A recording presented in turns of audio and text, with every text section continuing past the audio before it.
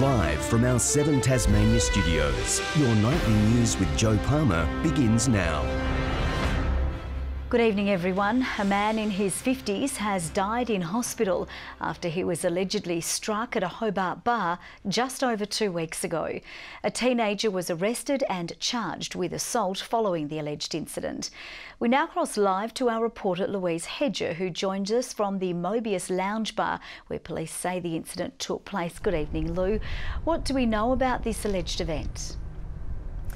Joe, this afternoon Tasmania Police confirmed that the 54-year-old man died at the Royal Hobart Hospital over the weekend. The incident was said to have taken place here at Mobius Lounge Bar in Salamanca in the early hours of Sunday morning, the 24th of February. Police say the man was involved in an altercation with another man, an 18-year-old. It's alleged an argument escalated and the victim was struck in the face once. He was taken to hospital and then transferred to the intensive care unit. The 18-year-old was charged with assault, but we're told tonight that further investigations are now taking place. The evidence will be assessed by the Department of Public Prosecutions and that charge will now be reviewed. Joe, police are urging any witnesses who haven't already spoken with them to come forward with any further information. Okay, thank you very much for that report. Louise Hedger joining us there. A coroner has recommended the meningococcal B vaccine be included in Tasmania's immunisation program following the death of a Hobart teenager last year. Sarah Rose Belts died in the Royal Hobart Hospital after contracting the W strain of the disease. The tragedy led to the state government offering free immunisations for strains A, C, W and Y. In a statement, the Director of Public Health said an average of just 3 cases of the B strain are found in Tasmania each year. Health Minister Michael Ferguson says the decision is up to the federal government, which is still waiting on advice. Another 14 little penguins have been slaughtered in a suspected dog attack at Low Head in the state's north. Locals found the carcasses near the Low Head Lighthouse between Friday and Sunday last week. The Department of Parks and Wildlife say the cause of the deaths is consistent with a dog attack. It's the second incident of its kind in the past year, and anyone with information is urged to contact DPIPWI. The Tasmania Fire Service has today been conducting backburning operations at the Revo Road and Huon bushfire zone in the Huon Valley. Favourable weather conditions allowed crews to complete the controlled backburn to strengthen containment lines. The operation has increased smoke and fire activity in the area and across much of the south of the state. Smoke again blanketed Hobart and its surrounds as many fires continue to burn across Tasmania. Tasmania's bus drivers are the latest workers to jump on board the pay war against the state government. This week, Launceston commuters could find themselves stranded as stop work meetings see drivers stay off the road. After weeks of tense talks, the wheels have come off negotiations. Now the next stop for Metro bus drivers is industrial action. They're not taking the drivers' concerns serious, and they're not taking our wage claims serious either. The fight is all too familiar. The state-owned company is offering 2%. The union is happy with that but wants it matched to CPI. This Thursday, stop work meetings will see buses sit idle in the Launceston depot. But unfortunately for the period coming into 10 o'clock and through till 2 p.m, we're not going to be in a position to operate services in Launceston. 144 services will be affected, potentially stopping thousands of journeys. Bus drivers now join the ranks of teachers and nurses, all fighting the wages war against the state government. But it says this latest pay row is a matter between the union and Metro. Unsurprisingly, it's calling for the stop action to be scrapped. We try to implement it at a time that's not going to impact on like the people going to work, kids going to or from school. We're doing it in the middle of the day, hopefully when it's at its quietest. So for those people who are impacted, we are sorry.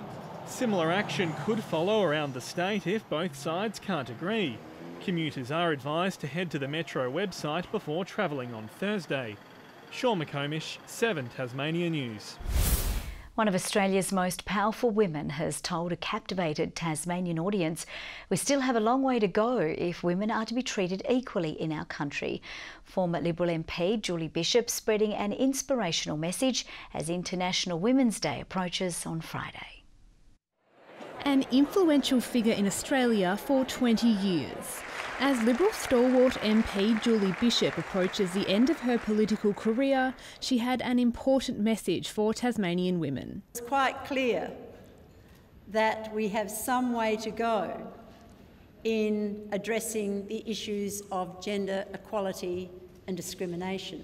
The first female to hold a number of high-profile positions, speaking to a crowd in Hobart ahead of International Women's Day on Friday, saying we need change at a societal level. That is empowering women so that they have equal opportunities to participate in all aspects of society. Maintaining she could have been the next Prime Minister if elected by her party ahead of the federal election. But today she spoke about the significant pay gap still facing women. A diversity of styles needed to create change, slowly happening already. The numbers are stacked against us. We don't need to be competing with other women in a negative way. We need to be supporting each other. I actually am so impressed by the appetite in Tasmania right now for so many businesses to do more work in the area of diversity and inclusion. Urging everyone to find a mentor to guide them to success. Michelle Wisby, 7 Tasmania News. A big financial burden is set to be taken off Tasmania's local football leagues under a new affiliation deal which handballs a large chunk of administration costs to the AFL. The Southern Football League is the first to sign up to the agreement, confident it will create more sustainability in seasons to come. Only a day after receiving the final copy of the affiliation deal, the SFL was putting pen to paper. Signing up will pass some administration tasks to the AFL, saving the league's money and freeing up volunteers. So that our people can focus on running the game, getting players on board, getting into the schools, opening up the turnstiles, making the sausages. That's where I think it will help. All of the state's local leagues have been invited to sign up, with the NTFA and NWFL telling 7 Tasmania News they're likely to join too. We've spent a lot of time talking to the leagues about what they'd like, because affiliation is about a partnership agreement. Like any deal, the leagues are expected to give some ground as well. We've had to concede a little bit of independence, and we agree that we will comply with the AFL's policies and procedures. That's going to take a bit of work on our part to do that, but it should be of great benefit as well. The deal appears to be a glowing light in a gloomy off-season, headlined by the departures of Smithton and Natone from their respective leagues. The SFL has problems of its own, with the Brighton Robins reportedly struggling for numbers, although the SFL believes the club will manage to scrape through a seniors side come round 1. As for affiliation, the Tasmanian Football Board says the deals have created a long overdue change in dialogue between the game's tiers. For years, I think there's been a situation where people have been saying we've been dictated to by the AFL. That's not the case here. It's a joint agreement. Tom Johnson, 7 Tasmania News. The Hobart City Council has become the first Australian council to approve a bylaw to phase out the use of single-use plastics. Last night, councillors voted 8-4 on the issue, which would see one-use plastics used for takeaways phased out by 2020. The council would now submit a statement to the Director of Local Government and then undertake a formal public consultation before the bylaw can be made formal. The Small Business Council says it doesn't support the discriminatory ban or an ecological approach to business-related matters. While sea urchins continue to destroy much of Tasmania's precious underwater environment, a new program is making significant strides in eradicating the pest. In a win-win initiative, divers have now harvested more than 1 million urchins, creating hope for the future. Hundreds of kilograms of the long-spined sea urchin. Harvested today off Tasmania's east coast, the introduced urchin destroying our pristine marine environments, feeding on kelp and other marine plants, leaving underwater deserts in its wake. Any other animals such as abalone, lobster can't survive in those barren areas, so this is about making sure that we don't get those barren areas forming. But a local initiative has provided a win-win deal for divers, paid per kilogram to harvest the urchins to be eaten. The ultimate objective is to get as many of these things out of the water as possible, whilst at the same time developing a new export market. Divers already removing more than 1 million urchins from our ocean. Started off a little slowly 2 or 3 years ago, but in the last couple of years it's really gradually picked up, and we're now harvesting at a greater rate than we initially expected, which we're very happy about. It's the roe of this sea urchin harvested here on the Tasman Peninsula that's proving particularly popular in Asian markets, especially in China and Hong Kong. There is still more to go, yeah. But I have noticed a difference up at Maria Island where I worked last year. I have reduced the amount down quite a bit. Only around 5% of the urchin roe stays in our domestic market, already creating a demand for experienced urchin divers as the fight to save our reefs continues. Michelle Wisby, 7 Tasmania News. After spending nearly 2 months exploring the Southern Ocean, a team of Tasmanian scientists has returned home to Hobart shores. They've been pioneering new technology to monitor and capture groundbreaking footage of Antarctic blue whales. This remarkable footage, captured on drones by Tasmanian researchers. The RV investigator, back home in Hobart, after spending 7 weeks in the icy south. We've come back with some spectacular footage of Antarctic blue whales and fin whales and humpback whales, but we also used it to measure whales, to collect water samples, and really give us a perspective we've never had before. A team of 28 scientists travelling 13,000 kilometres to observe 25 of the rare creatures from afar. So the drones were a bit of a revelation on this particular voyage. When we were observing whales from the ship, it's a very flat perspective, so while we're interpreting what we think they're doing, we actually can see what they're doing from the drones, which is incredible. While using echo sounders for the first time on an Australian vessel to monitor their food source. What we were able to do by mapping these krill swarms is then match that to what was happening in the rest of the environment. If there were lots of krill, were there lots of whales? With the voyage giving young local scientists some valuable experience. Tasmania is an amazing, just an excellent place for Antarctic science. I've learnt an amazing amount. It's beyond belief. I'm going to take skills from this voyage and apply them to future use and hopefully more voyages in the future. The Australian Antarctic Division will spend the next few years analysing the data. Ruby Kamain, 7 Tasmania News. A 6-year-old Tasmanian girl born with a hearing impairment can now talk and play with other children her age thanks to therapy and a state-of-the-art device. Emma Ward's new lease on life has been provided by the National Disability Insurance Scheme. Emma Ward is just like any other happy and healthy 6-year-old, today reading a book alongside her big sister.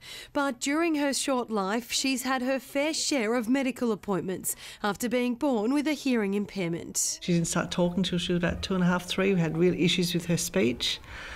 So we had speech therapy. The family received support through a range of services, but in 2017, Emma's family was able to access funding through the NDIS, which helped consolidate the support she received. Since then, this young performer has thrived. She's always been a very determined, very happy little child, but she was very quiet and very shy, but now she's out there and talking and out in the big wide world. That funding has helped pay for speech therapy and this microphone, which is used by her teachers and other students. It connects wirelessly to Emma's hearing aids, so she can hear everything that happens in class. School's gone really, really well. She has a lot of support. The family is sharing its story as part of National Hearing Week, hoping to encourage others to access support if it's needed. NDIS is going to help her get ready for the big wide world, and that's what we want. Louise Hedger, 7 Tasmania News. Parenthood brings plenty of big questions, and a new Launceston expo will try to provide the answers.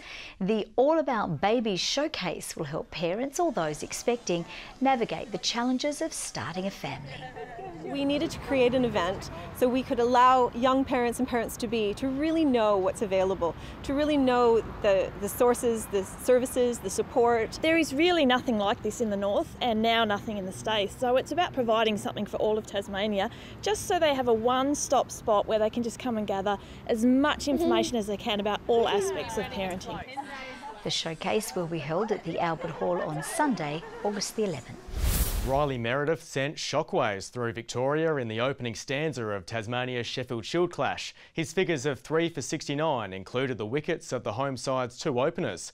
But Victoria will be sleeping easy after building a big total going into day 2.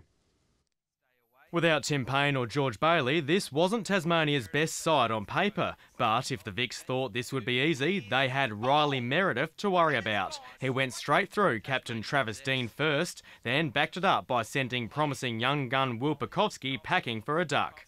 And Victoria in all sorts of trouble at 2 for 7. The Dream Star rattled the favourites, but Ashes hopeful Marcus Harris and Nick Maddinson were no walkovers, each posting half-centuries in quick succession. Harris nearly turned it into triple figures, but the nervous 90s got to him again. Out for 95 in the last game in the first innings, out for 94 in the first innings of this game. Maddinson survived to see out his century, his 3rd in the last 5 innings. Cameron White went for 41 before Maddinson was finally removed by Gabe Bell on 136. Then the tide truly turned, Jackson Bird claiming 2 scalps in the same over. Who edges and he's caught on the second attempt. Matt Short and Chris Tremaine his victims, but with a total approaching 400, Victoria remains comfortably in control at the end of day 1. Good evening. Apart from a light shower over the west coast, it was fine across the state today. Hobart and Devonport 21, Launceston 24 and Burnie 22 degrees. Fingal and St Helens the high with 28. Some temperatures up by 7 degrees on average. Campania and Cressy 25. Grove and Ouse 24 today. Smithton and Friendly Beaches 23. Flinders Island 22. King Island 20. Low cloud over the north and west of the state. Some patchy high cloud streaming over ahead of that front which is to the west. Now that band of cloud with the cold front is also affecting South Australia and Victoria. A patchy band of cloud lies over Victoria and New South Wales. An onshore flow has more over the New South Wales and Queensland coastline. Tomorrow the front shoots through to the east with a trough over our west coast extending over Victoria. More troughs scatter over the mainland with a high situated over the Bight. The winds west to southwesterly at 20 to 30 knots and up to 20 knots inland. Swells picking up to 5 metres in western and southern waters. We do have a strong wind warning. That's from Sandy Cape to St Helens Point and also from Wineglass Bay to South East Cape. A cooler day for Hobart, just 15 tomorrow with a shower or 2. Same for Geefston, 14 the top for Bothwell. For Launceston, fine, partly cloudy, 20% chance of a shower, 19 the top, 17 for Devonport, bit of cloud over Cressy and 18 degrees. Burnie tomorrow, a shower or 2 and 15. 15 also for Strawn and Curry with the winds easing over King Island. St Helens a possible shower and 19. 18 the top for Swansea. Possible shower for Orford, 15 the high. UV down to 6 and 7 but still regarded as high. On Thursday, showers over the southwest but mainly fine for the rest of the state. Another shower over the west on Friday extending to the south and parts of the east. Fine on Saturday but partly cloudy. The chance of a light shower over the southeast. Rain at times in Perth tomorrow. Cloudy over Adelaide, a shower for Melbourne and Canberra, a possible storm in Sydney after 35 degrees and a shower in Brisbane. 22 and cloudy in Hobart, 19 right now in Launceston, 18 in Devonport. Cold front tomorrow, Joe, bit of scratchy weather after that, but hopefully fine for the long weekend. Yes, that's when we want it to be good. Thanks so much for that, Murph. That's all from the team for now. See you a little later.